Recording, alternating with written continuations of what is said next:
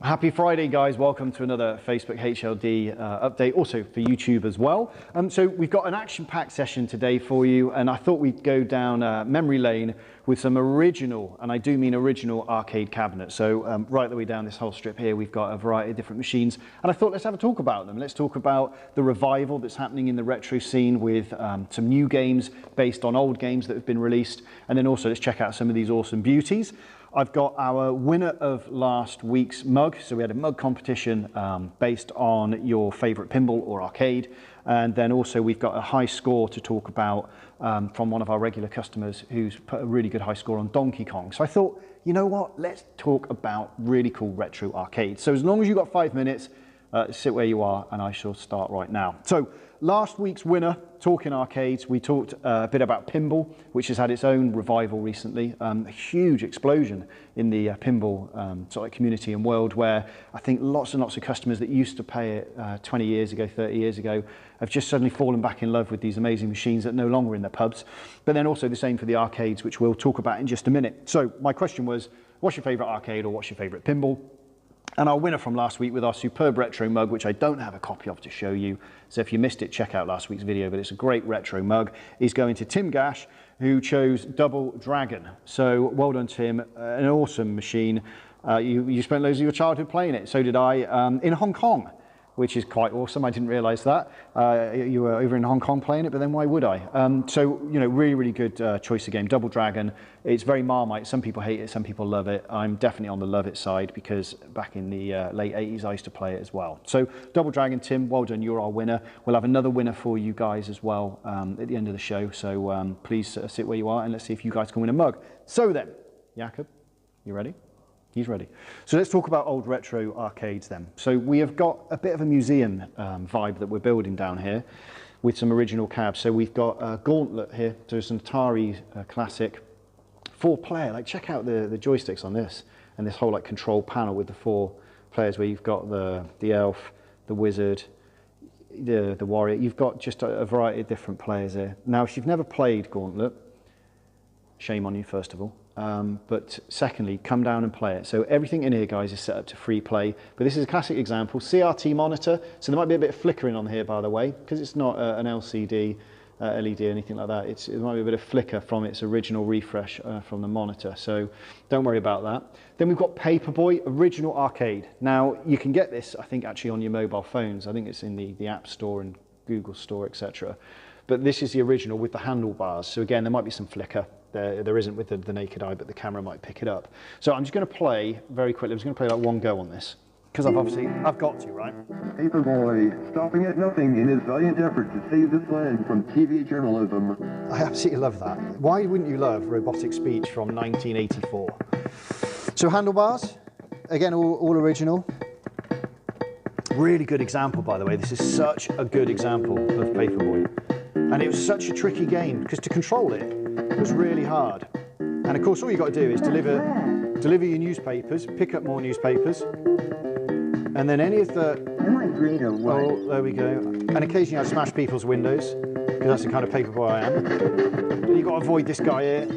God, you can move at pace. In fact, let's go for it. Let's go full force.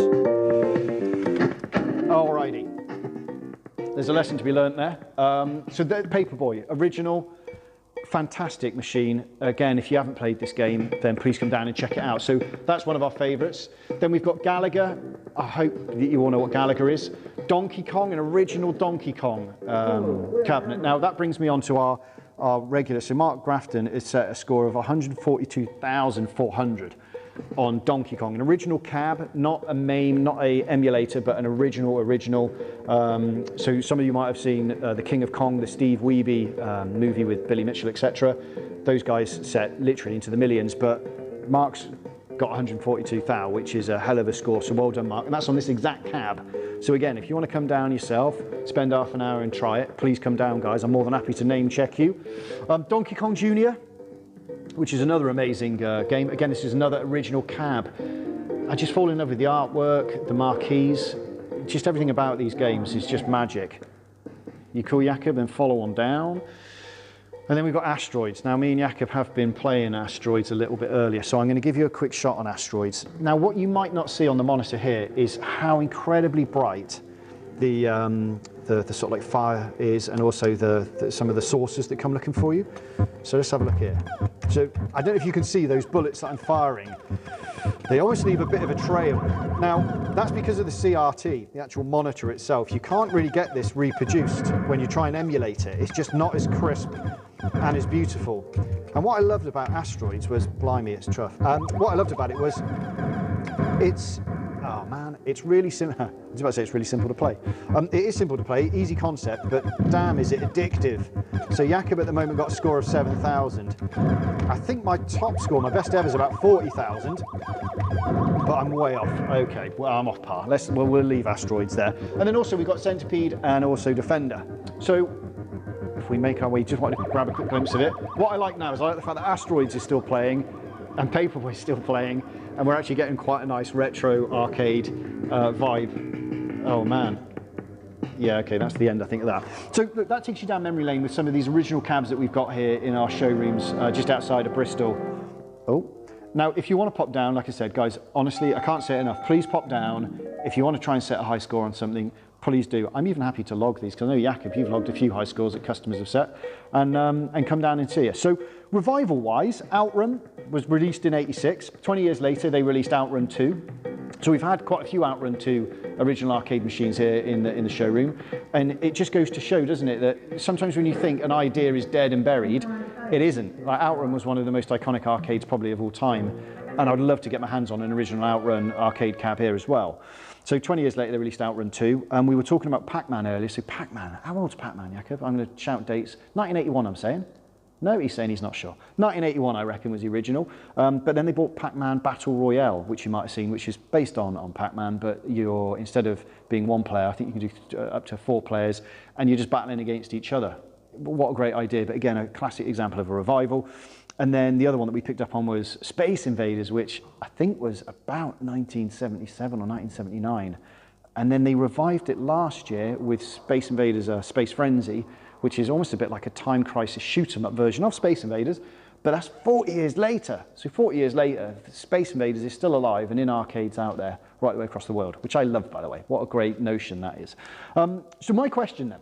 So my question for your mug, okay, so Tim's won, we've had loads of winners over the last couple of weeks and months.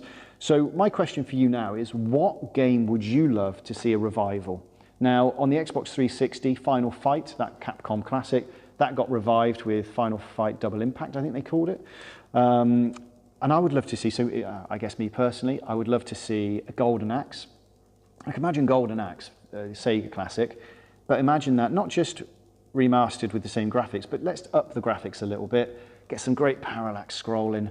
I'm really geeking out now. And just imagine having a beautiful version of that maybe brought back into the arcades or even into the home use on the consoles. So what arcade would you love to see revived, and why? Tag your mate in it, and then this time next week I'll be picking another winner with Jakob, and then we'll give you guys the results of that. So that's it from me. I hope it wasn't too long. I could have spent ages. I would like to have done all 3 lives on Paperboy, certainly Asteroids, maybe even Donkey Kong. But literally, guys, I know you've got sandwiches to eat, and so have we. So it's just a quick lunchtime break. But that's it, guys, from us. Have a wicked weekend. And remember, that invite is always open. If you want to come down and see us, check out the website and see when we're open and pop on down. There's free parking. And if you want to try and set a high score, spend half an hour on a machine, then it'd be great to see you. So have a great week, guys. And we look forward to catching up with you next Friday.